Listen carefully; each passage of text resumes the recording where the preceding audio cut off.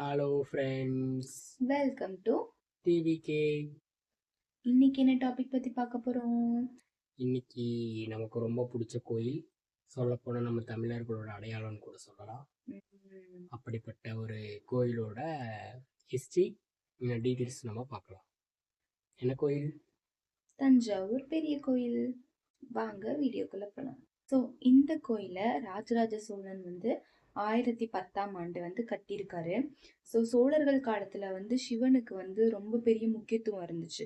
அவங்க சிவனுக்காக நிறைய இறை வழிபாடு எல்லாமே பண்ணாங்க. ஸோ அவரோட பக்தியை வெளிப்படுத்துற விதமா தஞ்சாவூர்ல இந்த கோயிலை ராஜராஜ சோழன் கட்டியிருந்தாரு. ஸோ பெரிய கோயிலோட முக்கிய அம்சம் என்னன்னு பார்த்தீங்கன்னா, அந்த கோயில் எல்லாம் விமானம்னு சொல்லுவாங்கல்ல, அது இந்த கோயிலில் 216 அடி ஹைட்டில் வச்சுருக்காங்க. அது போக அந்த கலசம் பார்த்தீங்கன்னா 80 டன் வெயிட் இருக்குன்னு சொல்கிறாங்க. அது எப்படி அவ்வளோ பெரிய 80 டன்? ஒன்று ரெண்டு இல்லை, அந்த காலத்துல இவ்வளோ மிஷினரிஸும் இருந்திருக்காது. அப்ப எவ்வளோ மனுஷங்க அதை எப்படி கொண்டு போயிருப்பாங்க? நினைக்கவே ஆச்சரியமா இருக்கு ஆக்சுவலி.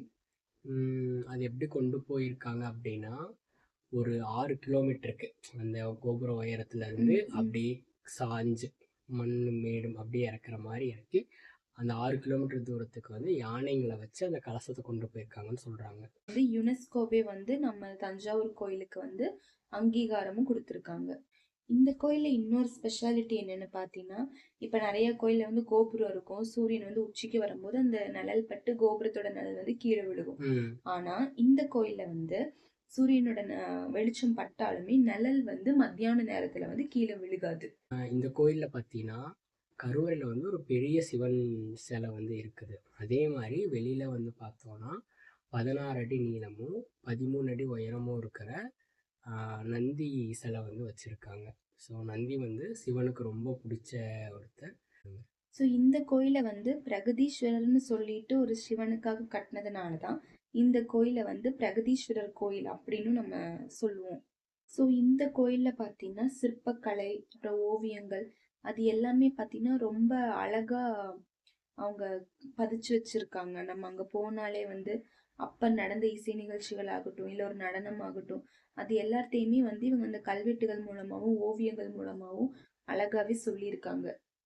யுனெஸ்கோ கொடுத்தாங்கன்னு சொன்னால அது நம்ம கங்கை கொண்ட சோழபுரம், தஞ்சை பெரிய கோயில், அப்புறம் தாராசுரம் 3 கோயிலுக்குமே சேர்த்து கிரேட் லிவிங் சோலா டெம்பிள் அப்படிங்கிற ஒரு பேர்ல யுனெஸ்கோ இந்த 3 கோயிலுக்கும் அங்கீகாரம் கொடுத்துருக்காங்க. இந்த கோயிலோட இன்னொரு சிறப்பு இல்லைன்னா இந்த கோயிலோட ஒரு பெரிய விஷயம் என்னன்னு பார்த்தோம்னா, இவ்வளோ காலகட்டங்கள்லையும் இந்த இயற்கை பேரழிவுகள்லாம் தாண்டி மற்ற எல்லா பிரச்சனைகளையும் தாண்டி இந்த கோயில் இன்னுமே ஸ்ட்ராங்காக நிற்குது.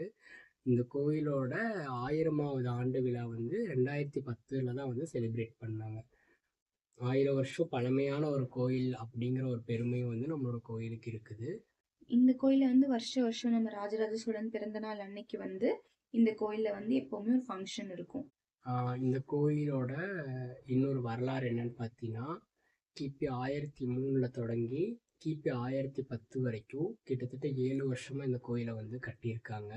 அதாவது முழுக்க முழுக்க கற்களாலேயே கட்டின இந்த கோயிலோட வெயிட்டுன்னு பார்த்தோன்னா கிட்டத்தட்ட 1,40,000 டன் எடை இருக்கும்னு சொல்றாங்க.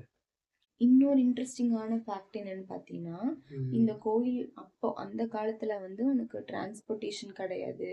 இன்னொன்று தஞ்சாவூர் அந்த மலையும் கிடையாது அந்த ஏரியா. அப்படி இருக்கும்போது எவ்வளோ தூரம் டிராவல் பண்ணி அவங்க அந்த கல்லை எடுத்துட்டு வந்திருப்பாங்க. எடுத்துட்டு இவ்வளோ பெரிய, நீ சொன்னீங்க 1,40,000, எப்படி அவ்வளோ அவ்வளோ கல் எடுத்துட்டு எப்படி அவங்க அதை கட்டியிருப்பாங்கன்னு நினைக்கும் போதே ஆச்சரியமா இருக்கு.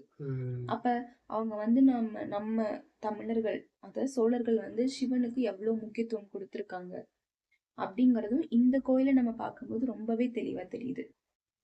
நம்ம தஞ்சை பெரிய கோயிலோட இன்னொரு சிறப்பு அப்படின்னு பார்த்தீங்கன்னா, இந்த கோயிலை கட்டுறக்கு யார் யாரெல்லாம் ஒர்க் பண்ணாங்களோ, இன்க்ளூடிங் அந்த கோயில் வேலை செஞ்சவங்க, அங்கே துணி துவைச்சவங்க, அந்த வேலை செஞ்சவங்களோட துணியெல்லாம் துவைச்சவங்க, அவங்களுக்கு ஹேர் கட் பண்ணுவாங்களா, முடி திருத்தம் செய்கிறவங்க, இவங்களோட பேரெல்லாம் கூட கல்வெட்டில் இருக்குன்னு சொல்கிறாங்க. மூலமாக சோழ மன்னரோட பெருந்தன்மையும் மக்கள் மீது அவர் எவ்வளோ ஒரு பாசமாக இருந்திருப்பாருங்கிறதையும் நம்மளால் இப்போது யூகிக்க முடியுது. இன்னைக்கு ஒரு 5 மினிட்ஸ்க்குள்ளே நம்மளோட எவ்வளோ இன்ஃபர்மேஷன் சொல்ல முடியுமோ சொல்லியிருக்கோம். ஸோ நீங்கள் கண்டிப்பாக கேட்டிருப்பீங்க. கோயிலை பற்றியும் நம்ம ராஜராஜ சோழனோட பெருமையை பற்றியும் நீங்கள் தெரிஞ்சிருப்பீங்க. உங்களுக்கு ஒரு சான்ஸ் கிடச்சிச்சின்னா கண்டிப்பாக நீங்கள் கோயிலை போய் நேரில் பாருங்கள். கண்டிப்பாக பார்த்து வியந்து போயிடுவீங்க.